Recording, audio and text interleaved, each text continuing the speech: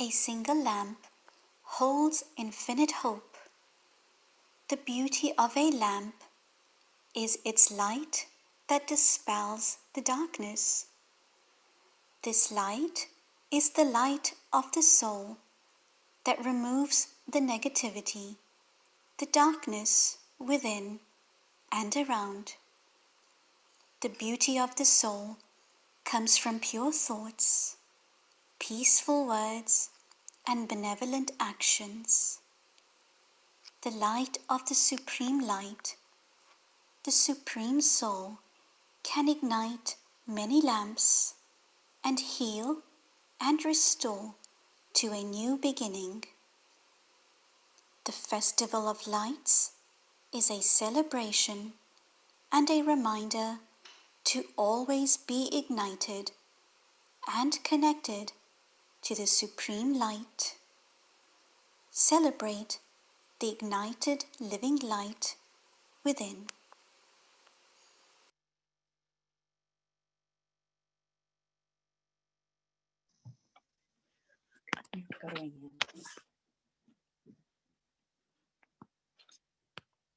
Hello, good evening, everyone.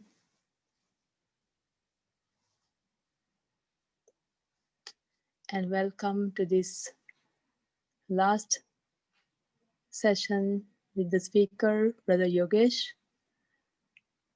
And we all welcome Brother Yogesh. Are you there?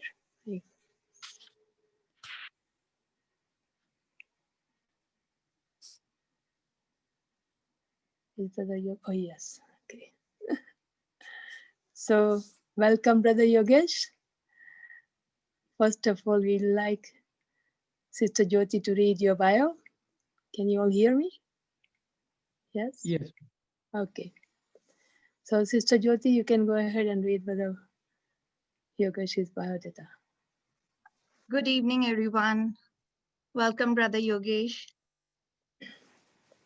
Brother Yogesh was born in Malawi, Africa, with an Indian background and brought up in London and Oxford.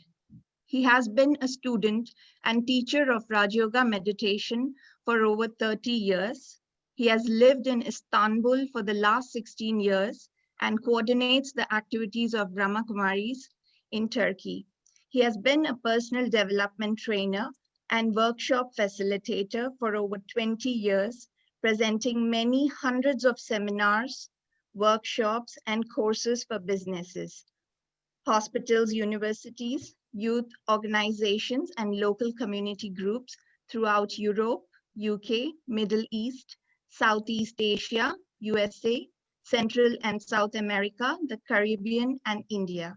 Over the last 17 years, he has been in and around Turkey making presentations on topics such as stress-free living, secrets of self-esteem, principles of inner leadership, anger management, positive thinking, self-discovery, art of relaxation and meditation, emotional intelligence.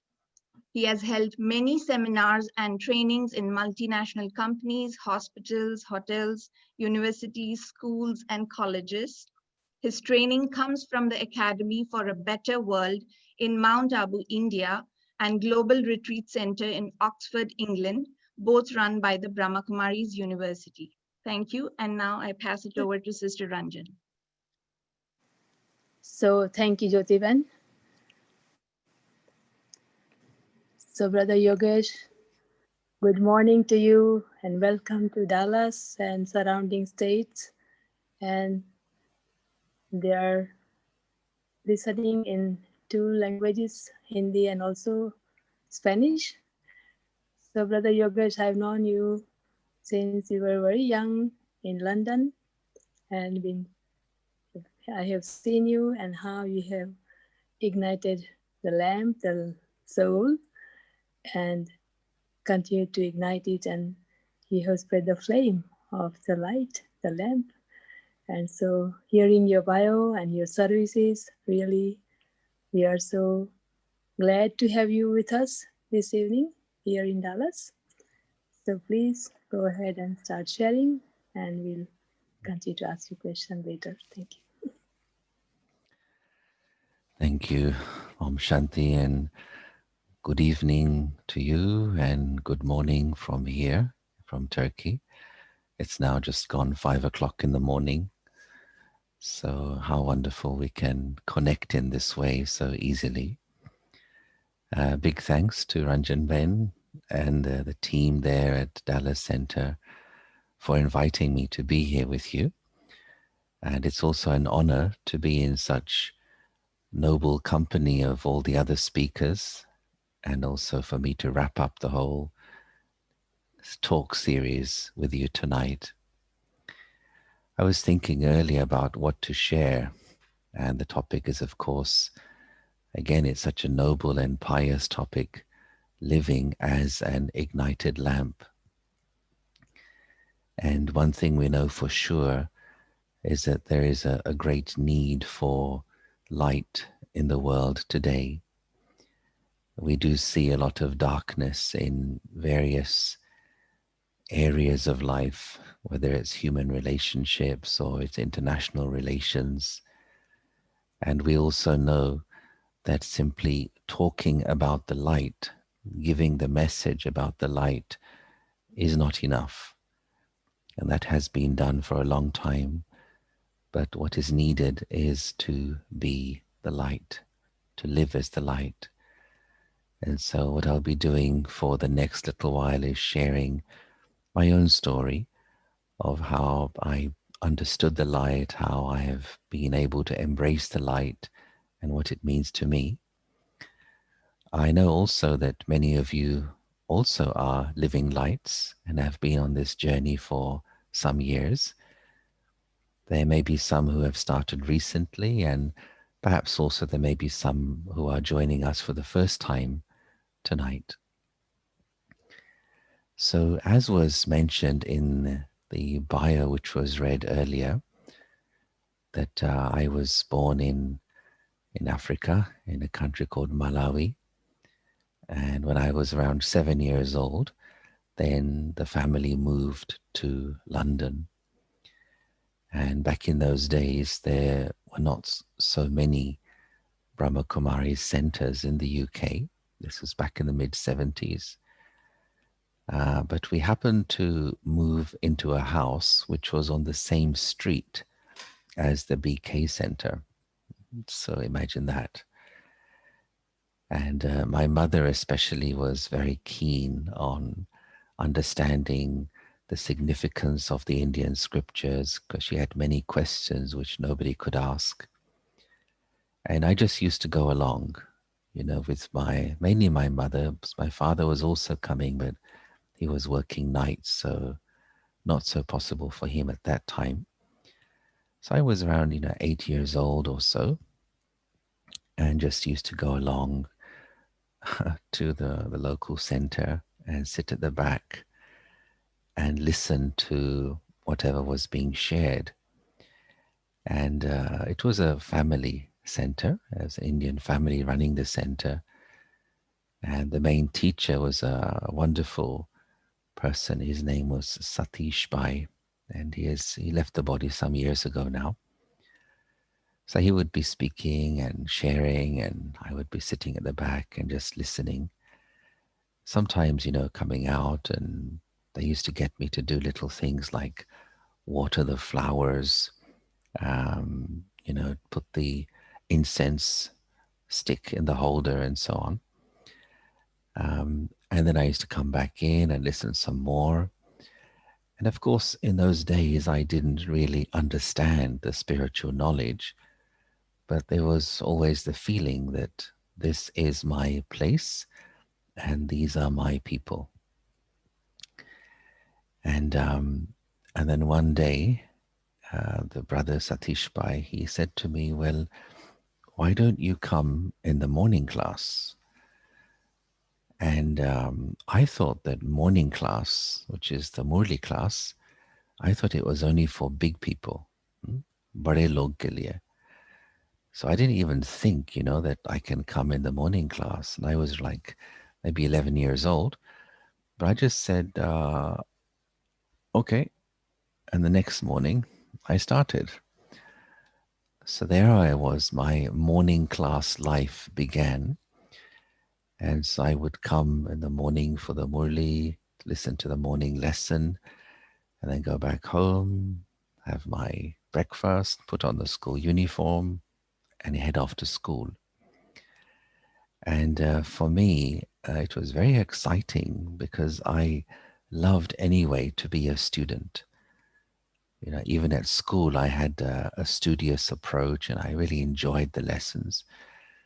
So for me, when the brother Satish Bhai was reading the morning lesson, then, you know, in between the reading, you stop and you ask questions.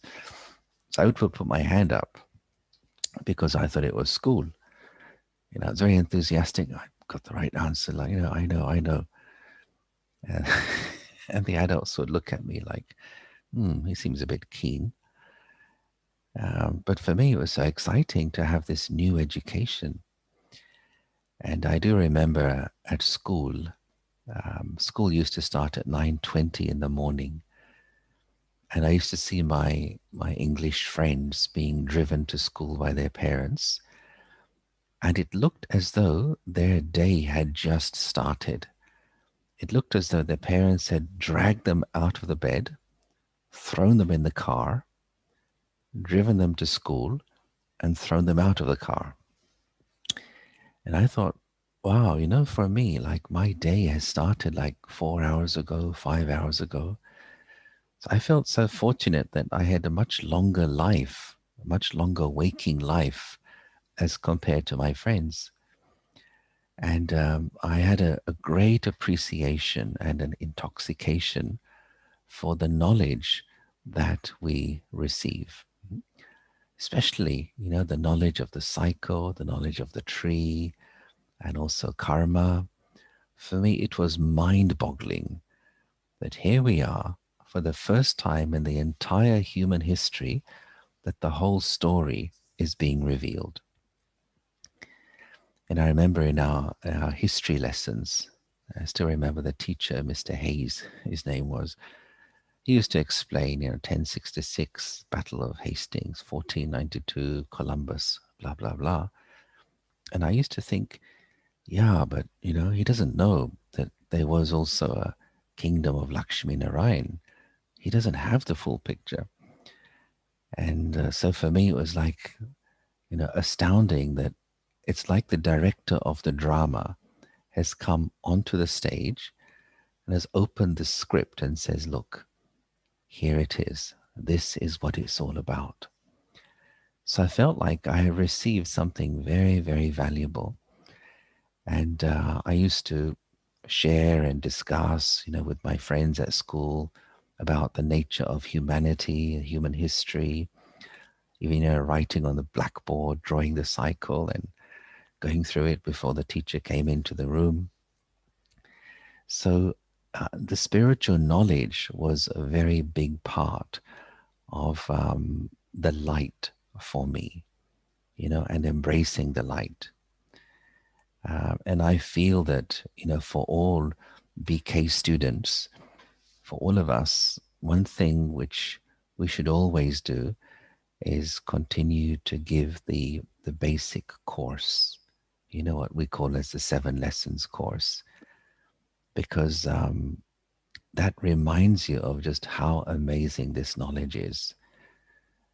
And when you share this knowledge with even with one person, you know, it passes through you and it reminds you who I am, where I come from, what is the time, where we're going.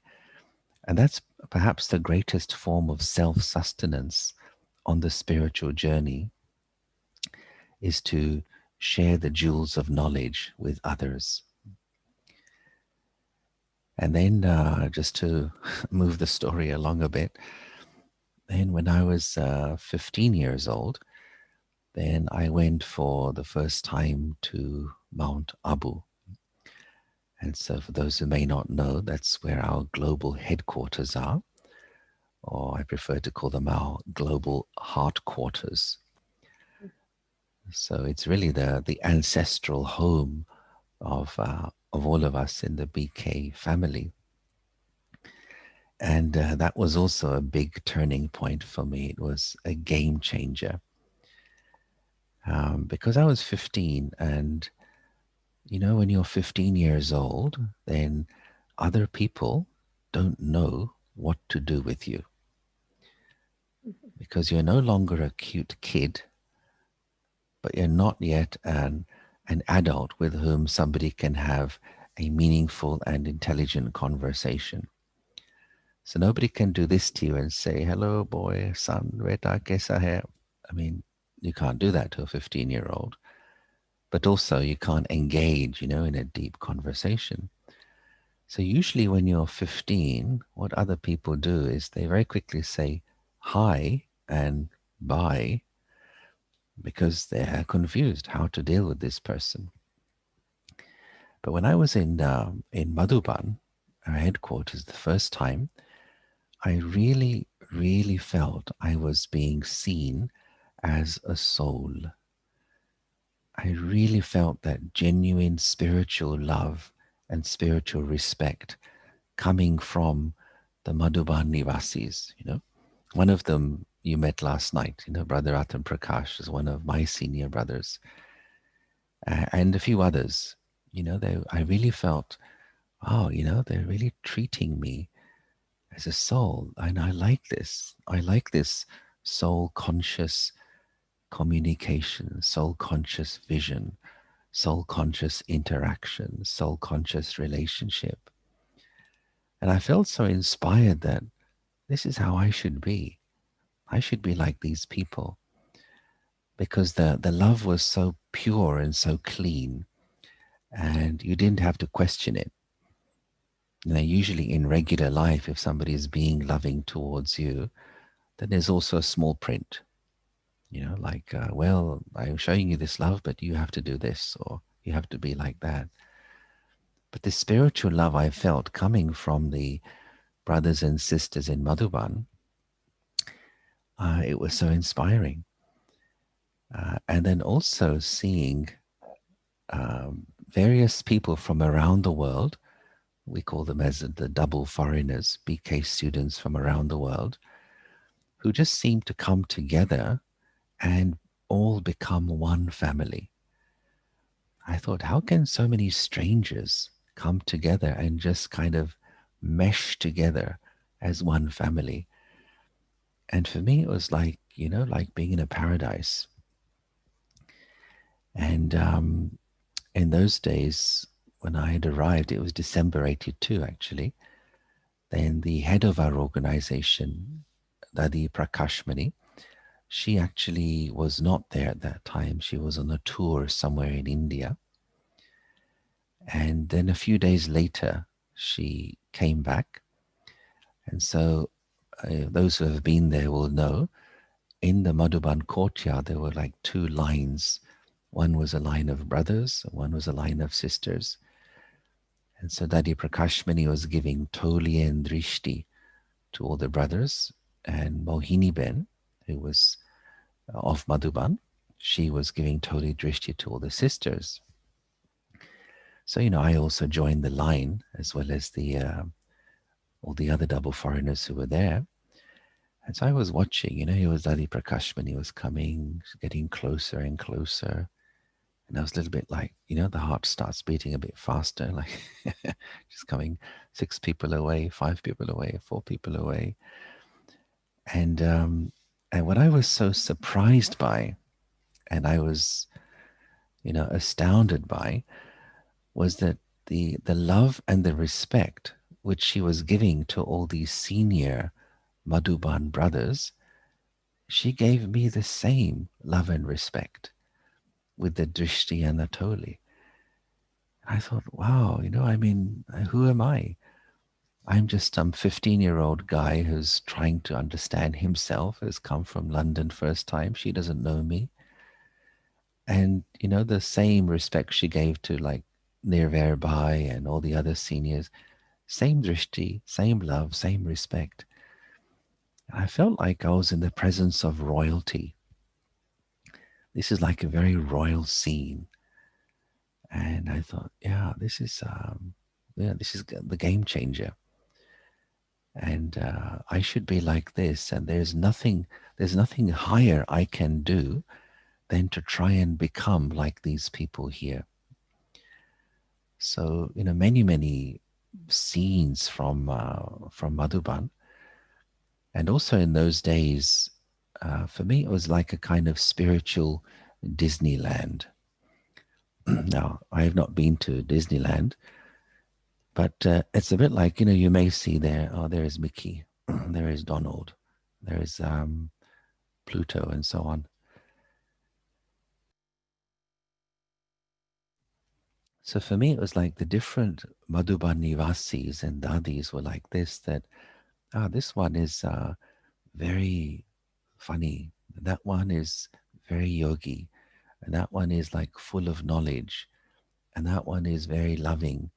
So like, different personalities moving around.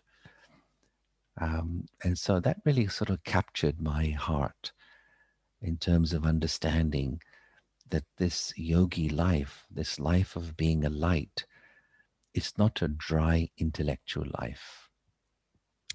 It's not about being a spiritual academic or a spiritual professor. Yeah, but it's about enjoying. It's about waking up. It's about emerging the love inside you, and then sharing that love with others too.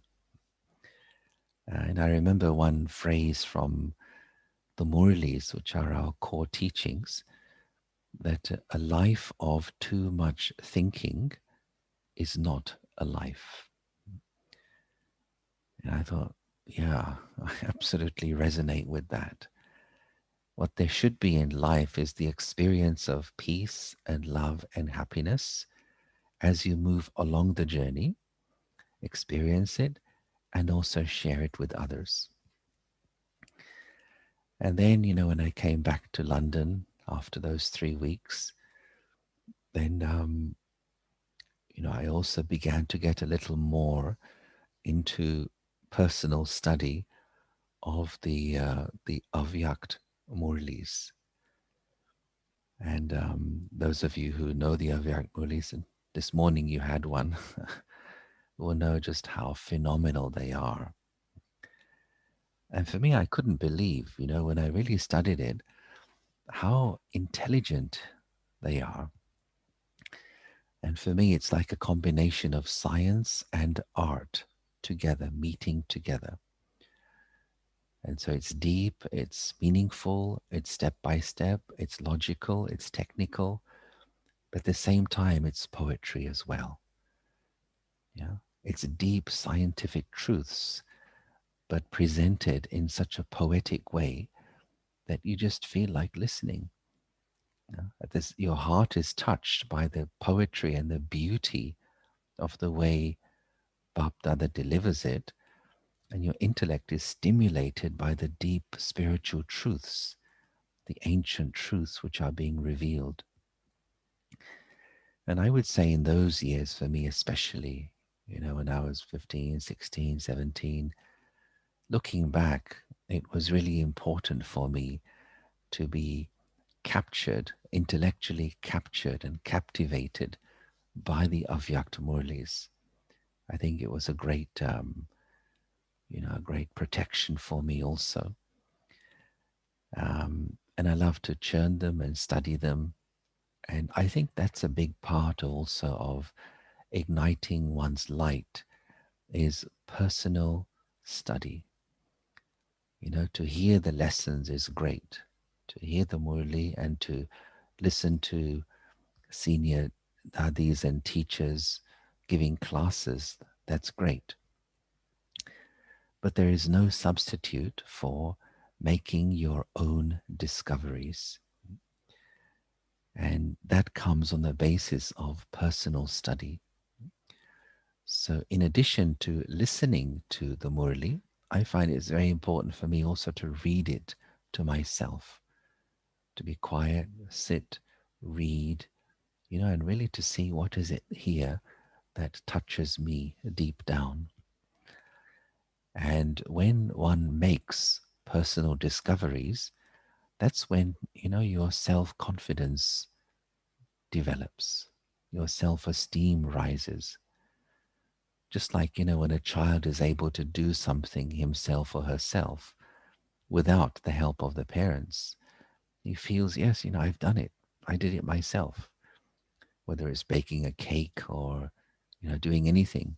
When you've managed to do something by yourself, you feel good and your confidence grows. So too, when you make discoveries through your own personal churning, your self-confidence increases and your light begins to emerge. And one of the things I like about this path of the light is it's not a path of simply talking, but it's very much about walking. You can have the best guidebooks in the world, but there is no substitute for walking the path yourself. And so as a teacher, one thing I like about Baba's method of teaching is he will, throw some truth at us, and then he'll say, now think about it. Now you experiment with it. Now you work it out. Because when you experiment, then you experience. And that experience becomes the basis of your proof.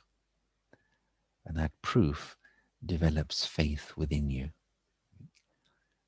Think, for example, of chemistry class. I used to be quite interested in chemistry and physics. So in chemistry class, the teacher would write on the board, if you heat this substance to 80 degrees, it changes color from yellow to white, for example.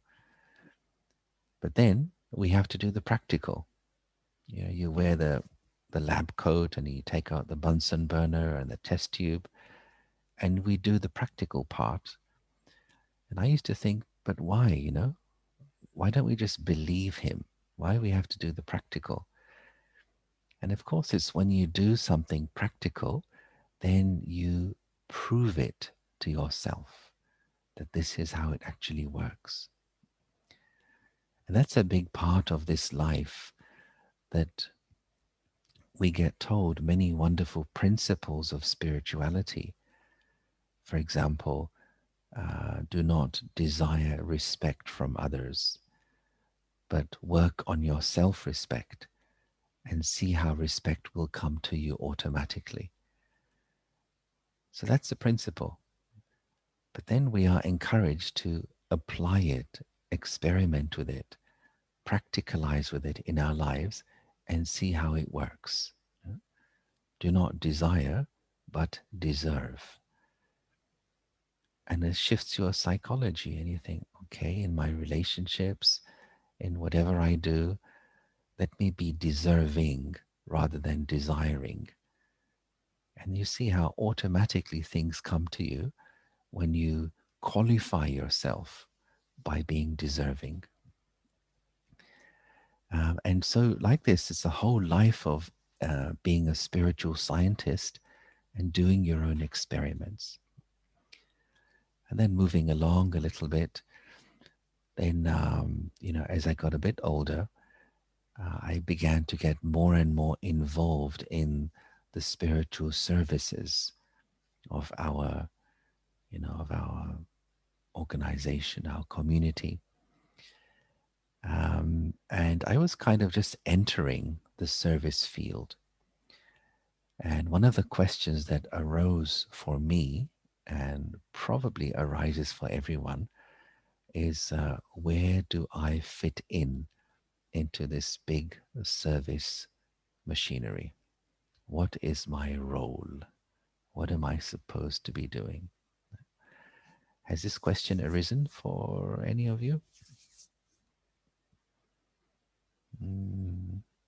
Yeah, maybe for one or two of you. And so, one thing that happens, especially when you're Yes. in your teenage years, is that you are looking for identity. Plus, you're trying to prove yourself that I am also someone. I can also do something.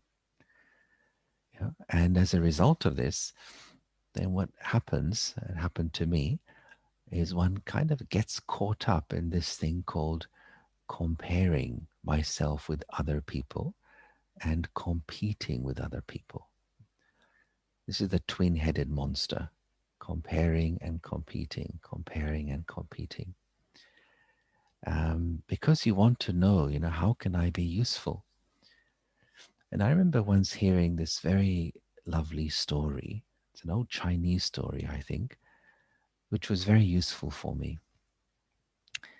And it's the story of a stone cutter. So his job was to cut and shape stones.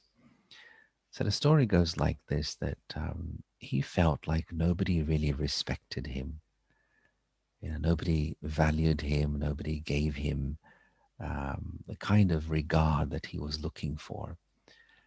And so one day as he was walking through the town, he saw the town mayor being carried on one of these high sedan chairs, these old-fashioned chairs, by two people.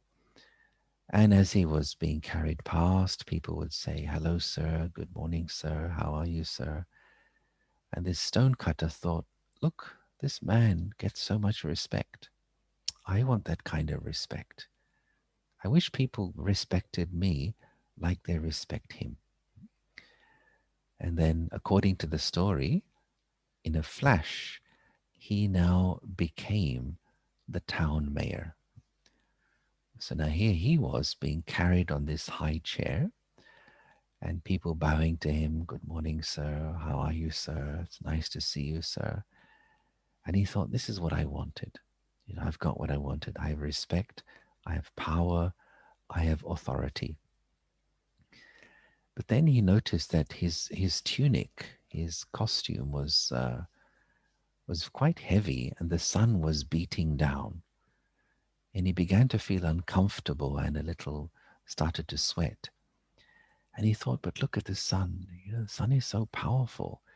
It can make me feel uncomfortable.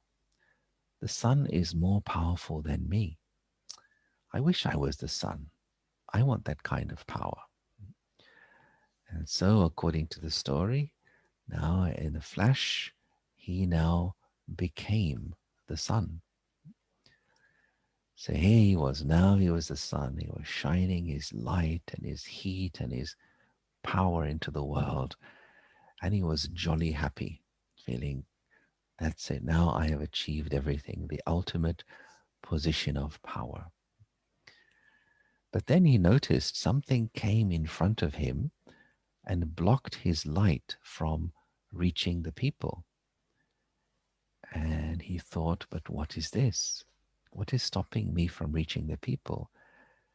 And he saw it was a cloud. The cloud was blocking his light from reaching the earth. And he thought, but this cloud is more powerful than me. Now I should become the cloud. So now in a flash, he became the cloud. So now here he was as the cloud, blocking the sun and sometimes raining on people. And he thought, this is power. I can even control the light of the sun. I have everything I need now. But then something happened. One moment he was here, another moment suddenly he was over there, and then he was pushed over there, then he was pushed over here. And he thought, but who is pushing me around?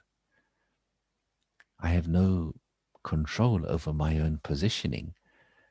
And then he realized it was the wind. He says, the wind is more powerful than me. The wind is deciding my position. I am not having this. I should be the wind.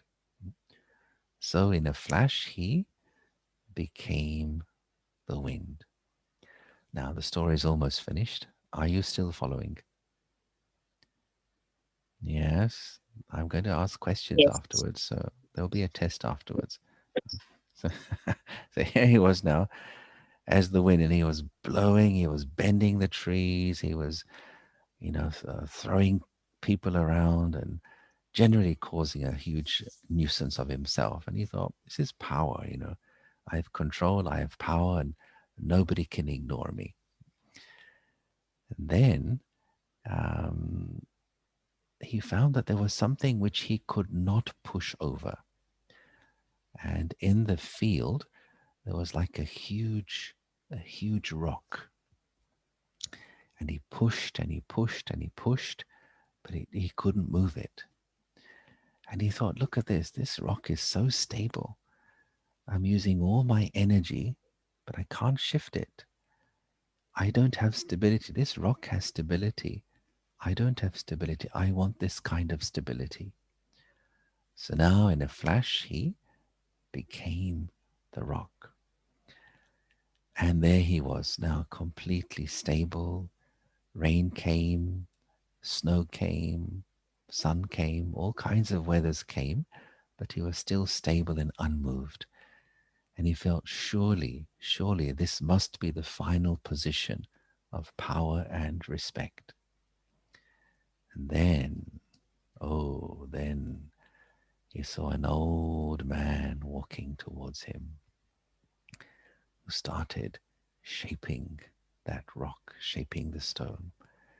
It was an old stone cutter. And he thought, look at this old man. He can do this to me. He is more powerful than me. No, I should be the stone cutter.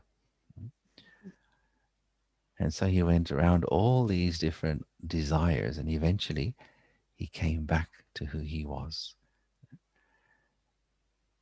And the story means, of course, you are never more powerful than when you are being yourself. When you chase desires, then you get caught up in the futile pursuit of temporary desires. I want to be like this person. I should be like this person. I should do this. I should do what she's doing. I should do what he's doing. And it's an endless wild goose chase. And one of the things about living as a light and becoming free from the futile pursuit of temporary desire is the realization that within me, there is a best me. And all I have to do is to get busy to bring the best me out of me. And that's it. That's all that Raj Yoga is. Within every soul, there is an excellent you.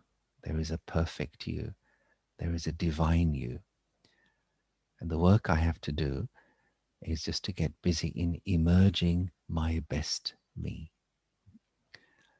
And luckily, we have a pretty capable facilitator to do that. And that is, God himself says, let me guide you in how to do this. Let me facilitate that process. Let me be your coach.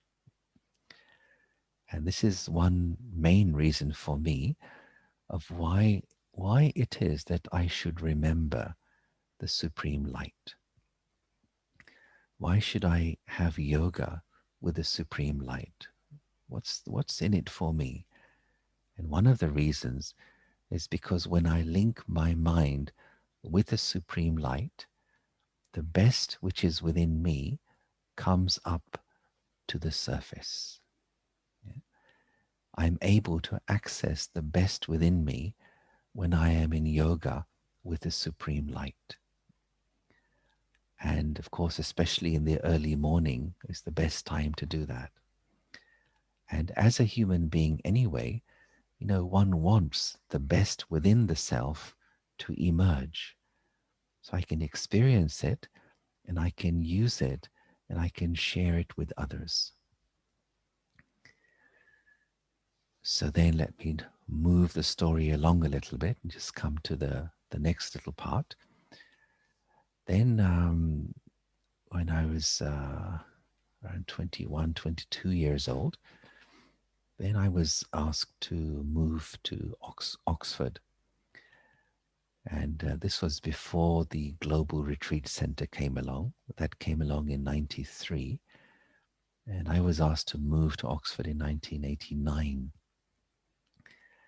And there was a BK Center opening there.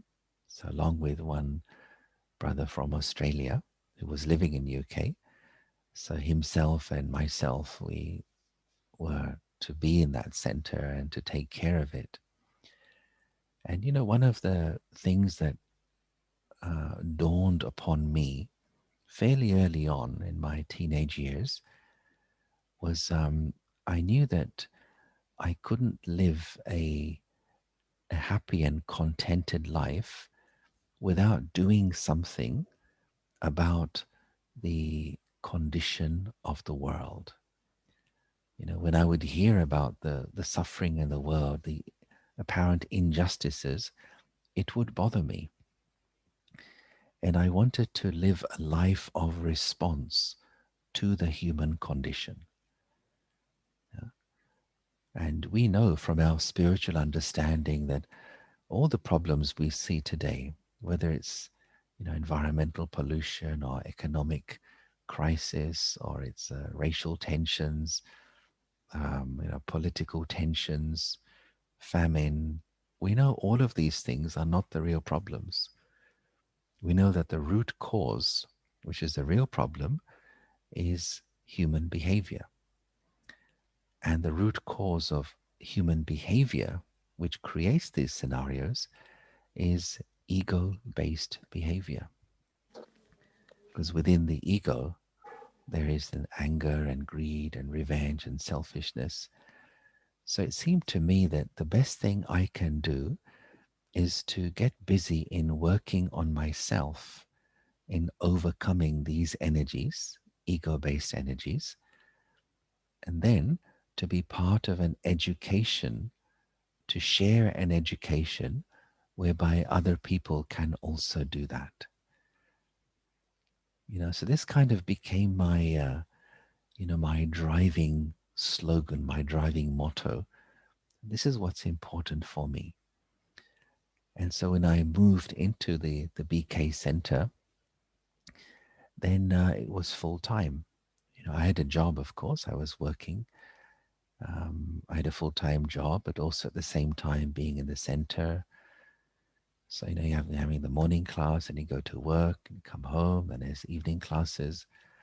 So that lifestyle started for me fairly early on in my early 20s. And so a lot of learning, very steep learning curve for me in those years, understanding myself, dealing with my inadequacies and insecurities, facing my own fears and anxieties. So within a short space of time, a lot of learning took place. And then just to move the story along, then in 1999, then Dadi Janki, I think everybody would know her. Dadi Janki had another idea.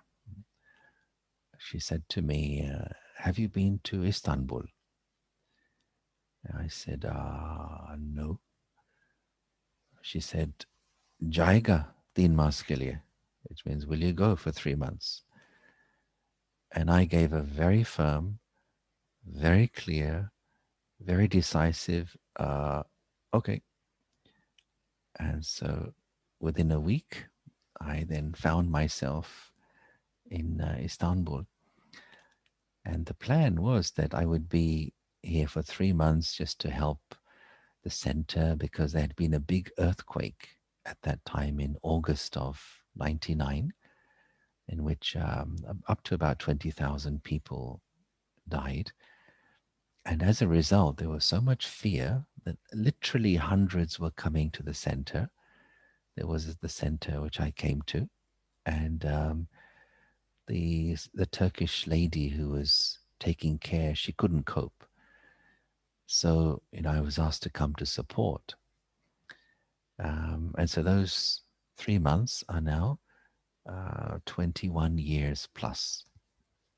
And I'm still here. Those 3 months are still continuing. And for me, another important realization was that I could have gone back after 3 months, back to where I was in Oxford, a very comfortable life there. But then the feeling was that whatever I have been given since I was a child in this yagya, in this organization, from Baba, from Madhuban, from the Yagya, from seniors, I have to give a higher level of return for this. And what's the point of living a comfortable life? Think, for example, about an eagle. Let's say an eagle is born in a nest, comes out of its shell, and it grows in the nest, and it gets bigger in the nest, and it becomes a big eagle in the nest. It stays in the nest, and one day it dies in the nest. And you'd say, well, it's been a comfortable life, it's been a safe life, not too much stress, not too much danger. But it's a shame because it's an eagle. You know, an eagle has powerful wings. An eagle can fly so far, it can discover, it can experience, it can see so much. So it's just a shame if the eagle doesn't leave the nest. So my feeling was this, that if a human being, if a person never discovers what they are capable of, then has that person really lived? You know, if you live your life but you never discover what you're capable of, have you really lived? These were questions I was asking myself, and the answer was no. I've simply existed, but I haven't lived.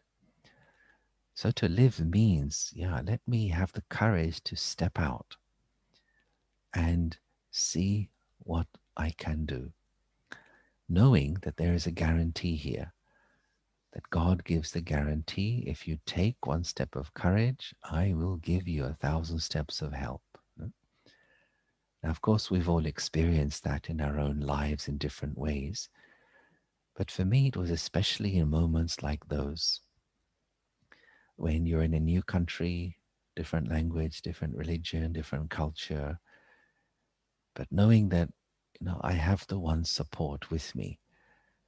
And so what's important is, let me have determination, let me have courage, and let me have a clean heart, a pure intention.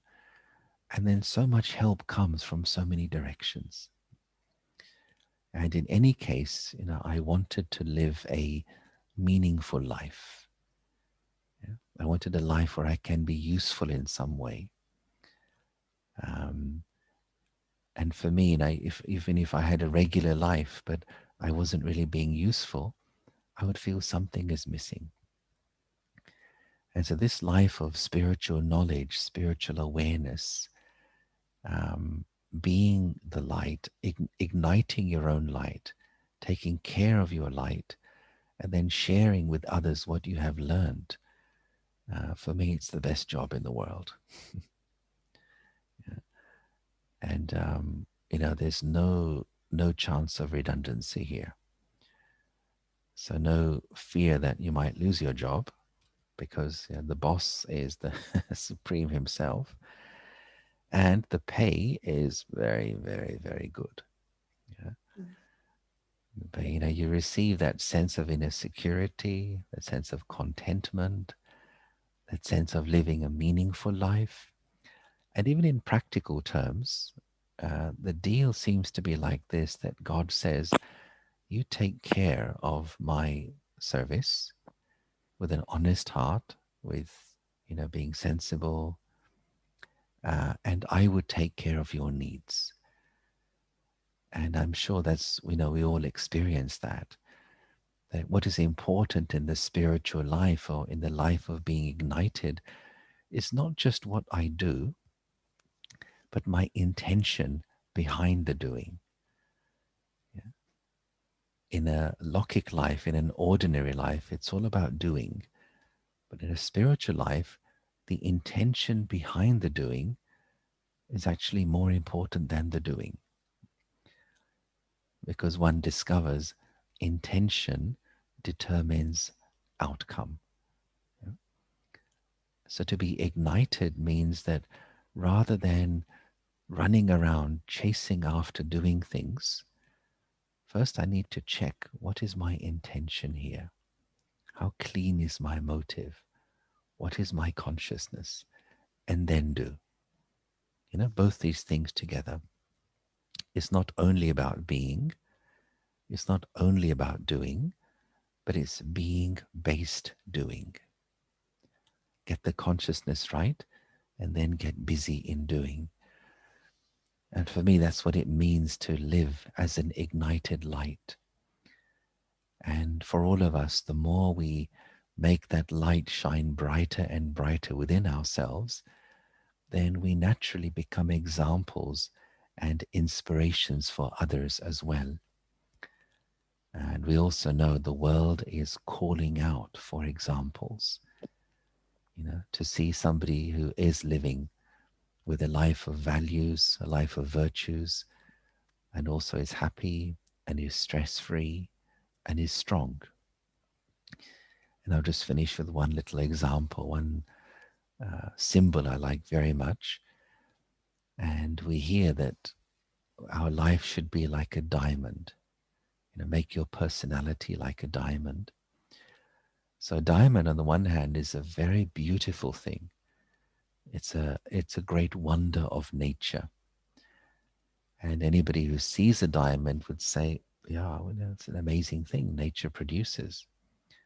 But at the same time, a diamond is also very, very, very strong. It's the toughest substance in the world. And that's really a great analogy, that make your personality beautiful, be royal, be peaceful, be loving, be kind, be generous, be humorous, have a wonderful personality, but inside, to make one's self-respect so strong, so unshakable, that nobody can upset you, that no situation can rob you of your peace of mind and your happiness. So inner strength and outer gentleness, inner strength and outer beauty. It's like an iron hand wearing a velvet glove. And so we learn in this life, you can be very strong inside and also very nice on the outside, both together at the same time. So let me just stop there and see the next thing. Let me also say hello to one or two people I recognize. Indal Bai's family, and a few others are there. So yeah, so nice to see you, big brother. Yeah. Yeah. Thank you, Yogesh Bhai. Same here. Yeah. Thank you. You're real being of a living ignited lamp of the world, I would say. A really carefree emperor and the child of God, being fully protected by God in evil, being in Istanbul, Turkey, and there's so many things continue to happen in Turkey, and how you're unshakable and serving from your heart. And so sure everyone enjoyed your talk, and you really have wrapped up all the speakers to finish this series. I really appreciate that. Thank you so much, and it was very nice to share your experience, which really gives a meaning to what Raj Yoga is, and how to live life as Raja Yogis. And so beautiful, very nice. I would ask if anyone has any question from audience for Brother Yogesh.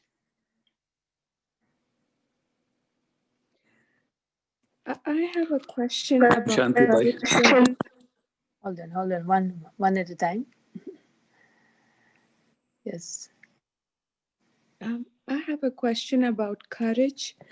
I have heard a lot of times in Murli that when you are courageous, you take one step of courage, Baba helps you thousandfold.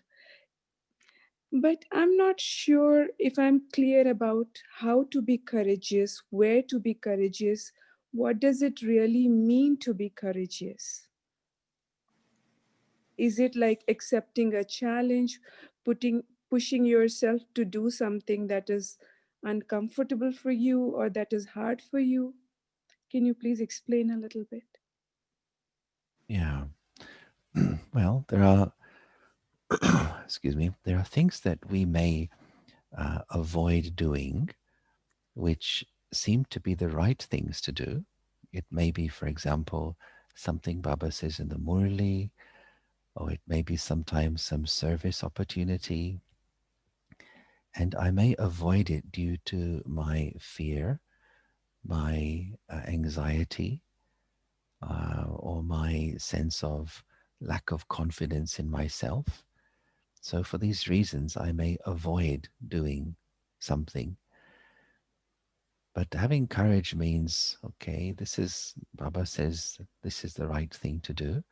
So let me try it. Yeah? Instead of saying I'm not good enough or I run away and I hide, let me take the step forward and do it, knowing that Baba's help and support will come. So, in that sense, courage is needed to face one's own fears, one's own anxieties, and one's own negative thoughts and waste thoughts and weak thoughts. So, then, with regard to which situation you require courage in, that you have to discern that what is to be done, when it is to be done, and how much is to be done. And if one is not clear about that, then one can speak to somebody a little bit more experienced that in this and such a situation, what do you think would be the right thing for me to do? And once you're clear about it, then with faith and courage, because faith is the basis of courage, you then move ahead and do that thing.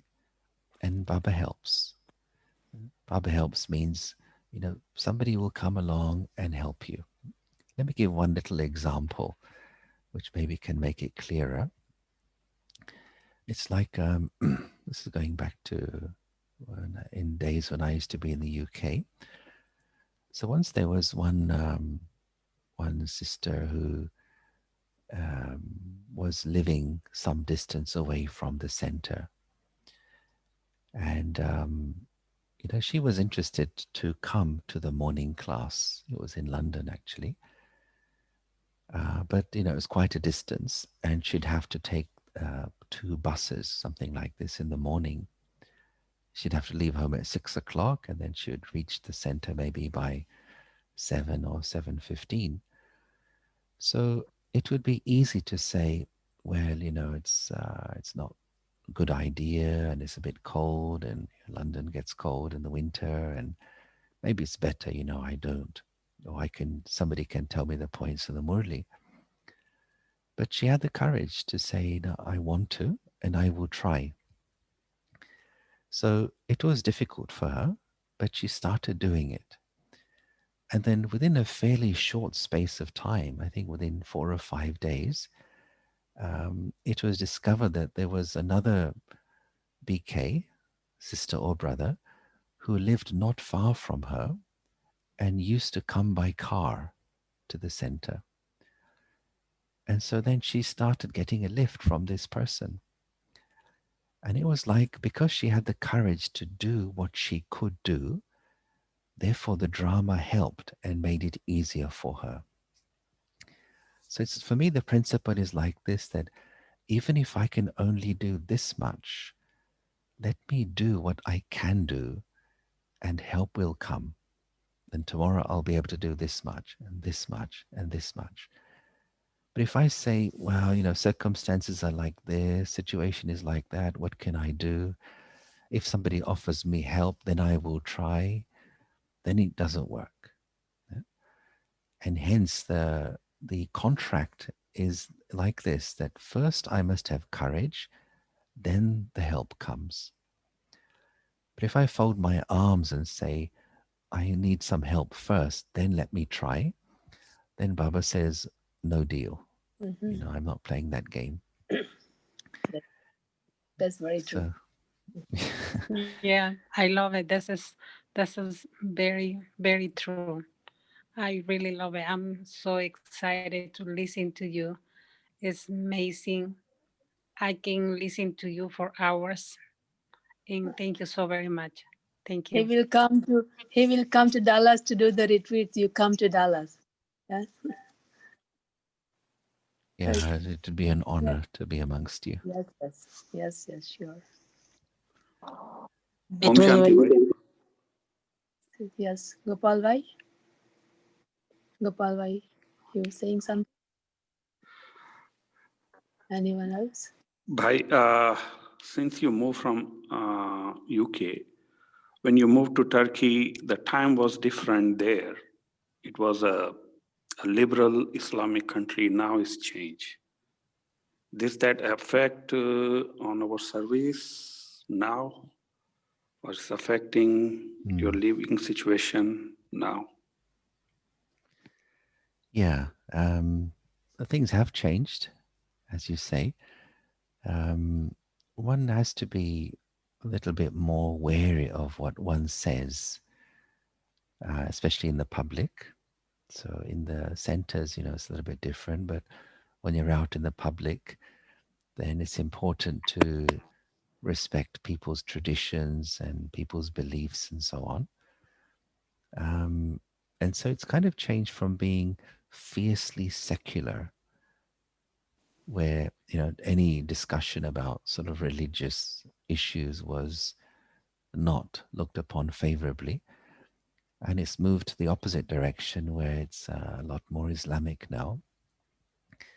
But the main emphasis then and even now is that at the end of the day, dharna wins. You know, so what one can say or what cannot say, that does change. But dharna is the thing which nobody can argue with. It's like people can argue with what you say, but they can't argue with who you are. And that's always been the emphasis, that I must be at peace with myself. You know, I must have a good personality. I must be one who, you know, is positive, happy, etc. And that does the service actually. So even though today situation is not as easy as it used to be, but still within people's hearts, it's the dharna which touches them. And that's helped me also to work more on my own dharna rather than just on, you know, speaking the knowledge. And another important thing, I think for everyone anyway, is it really helps to have friends, which means, you know, not everyone will be a student. Not everyone will follow this path as, you know, as you are, for example. And so one has to respect where people are at and make friends. And friends help you, friends guide you, friends protect you. And that's a big part, I think, of, you know, feeling safe wherever one may be. Yes, very good. Thank you. Yeah, It was very peaceful. very peaceful. Yeah, I really enjoyed your eloquent talk. Somehow, I think I cannot see you. My video is blocking. But I have a question for Yogesh Bhai. How and when you were ignited? I know you. I heard your different stages of your life cycle, but did you get like a ha-ha moment that when you this is the time I got ignited and liked by the Baba? Yeah. Did you mean a ha-ha moment or an aha moment? Maybe aha, no, no, aha moment. I think I'm sleepy. Aha moment. Yeah. I think Baba has had many ha-ha moments with me where he laughs at me. Oh, that's good. I mean, it's just, you know, that time in Madhuban, the first one was a big aha moment, a waking up moment. So that was, you know, one big one. And then, you know, the days when we used to have personal meetings with Bap Dada. And again, Yes. some of you may be new here, maybe don't know what I'm mentioning. But we used to have these personal meetings with Bap Dada. And those were just the most precious words one can hope to hear. Yes. And one of the things which I heard was he told me that you are one with an elevated fortune and you always remain happy because you always remember your elevated fortune. At that time, I wouldn't have agreed. I wouldn't have thought about that for myself. But then I see, yeah, I know that blessing actually is true. And then another time, he said, Achal na, achal. Which means you are unshakable, aren't you? You are unshakable. And so, whenever I remember those moments, it's like just a confirmation and a blessing at the same time. So I feel those were significant, poignant moments where the light was lit or the light was awakened even more, that God himself is saying this to me. So why should I doubt myself? Because this cancerous energy of self-doubt is one of the things we have to overcome in order for the light to really shine brightly. And as I was mentioning, in my late teenage years, doubting myself because of looking at others and seeing others are more capable than me, others are better than me in things. But then seeing Baba and seeing how Baba sees me helped to overcome these feelings of self-doubt. Okay, thank you. Yeah. It was very peaceful conversation. This Sister Preeti is from Belize City. Belize. Belize. Yeah, Belize. Near Mexico. Yes, yeah, I know Belize, yeah. Well, it's great that you're there. Wow, amazing. It was very peaceful, very relaxing. It was Sunday afternoon with kids, but I sat to visit and it was really, very peaceful. Very, very peaceful. You're a blessed soul. From early age, you were connected to Brahma Kumaris. You're a really blessed soul. Yes. And very peaceful, really, very, very peaceful. Sister Preeti. Thank you so much. I could connect to myself more while I was speaking. It was really very peaceful. You're really a blessed soul, a God's child. I had 2-3 visits to Belize. I think a couple of years back, last year and year before. And Sister Preeti is going to be a light of Belize, right? God knows, Baba knows. I don't know nothing. Ah, wonderful, wonderful. So great to hear that you're there and thank you so much. Carrying the light, spreading the light. Best wishes. The best will happen, I'm sure. Thank you. Baba has his plans. Baba knows everything. Anyone else? So should we continue to listen to the stories or? Can we have meditation? Yes, he's going to conduct meditation. Yes. Yeah, I think maybe we wrap up with a little meditation. Thank you so much, Yogesh Bhai.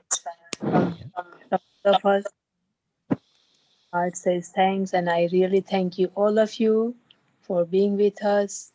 All these 8 days at 8 ignited lamps have ignited many and also increased the light of us. So we thank you, all the speakers, but I really thank you, all of you, to be there every evening on the spot. And so, Yogesh Bhai, what can we say? We all love you so much.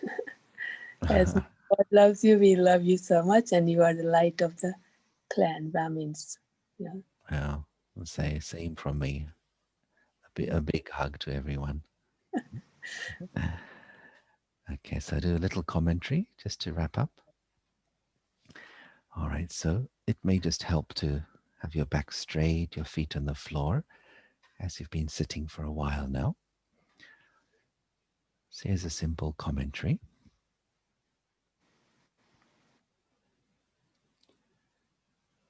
And so, first of all, I just step back from the world of doing, and I come to my seat of self-respect, the being at the center of the forehead.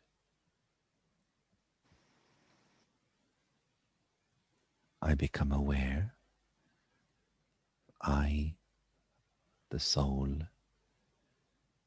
on my throne of self-respect, the throne of Swaman, self-respect, self-regard, self-honor. And when I am aware that I am on my throne, my mind, my intellect, my sanskars, they all become cooperative and peaceful.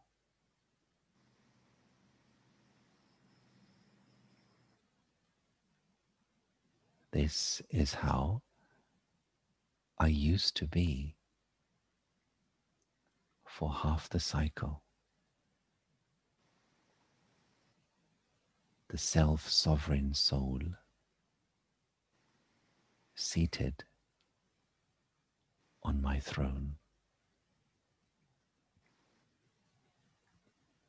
And this is how I am going to be once again.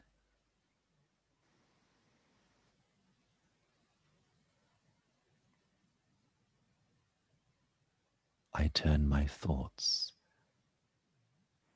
to the one who has given my sovereignty back to me. Baba, the benefactor. Baba, the supreme light. Baba, the one who accepts me as I am.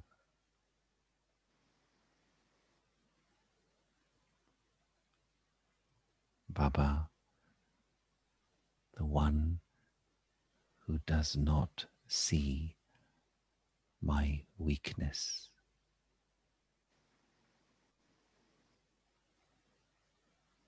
Baba,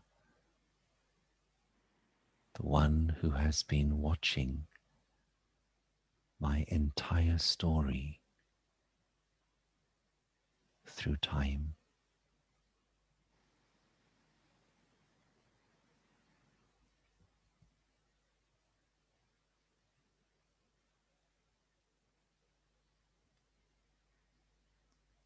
Let me come closer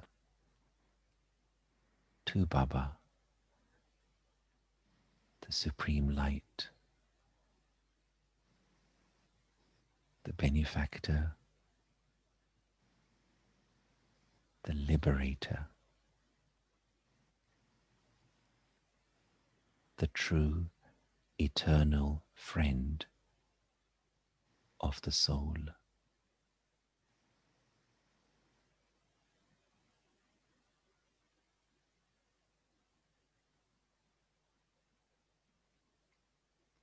In this divine partnership, I become similar to Baba. My own divinity my own light is awakened in the company of Baba, the Supreme Light.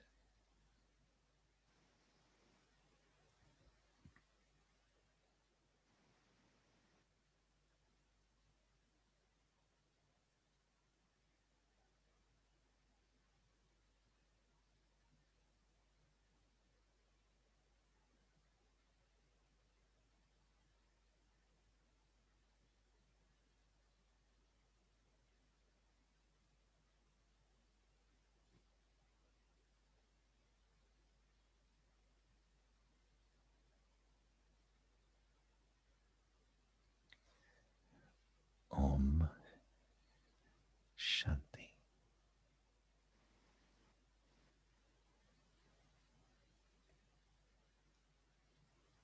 Om Shanti. Om Shanti. Thank you. Om Shanti. Thank you. Om Shanti. Thank you. Thank you. Om Shanti. Thank you. Thank you Thank very you. Bye. Thank you. Thank you so much. much. Gracias. Gracias. Om Shanti. Om Om Shanti, Shanti. brother. Om Shanti. Om Shanti. Thank you so much. The best thing, the best. Thank you for your recognition of the work Om Shanti, Didi. Om Shanti, brother. Thank you for your sweet compassion, for your life of truth. Thank you for walking on this earth. Thank you for being you.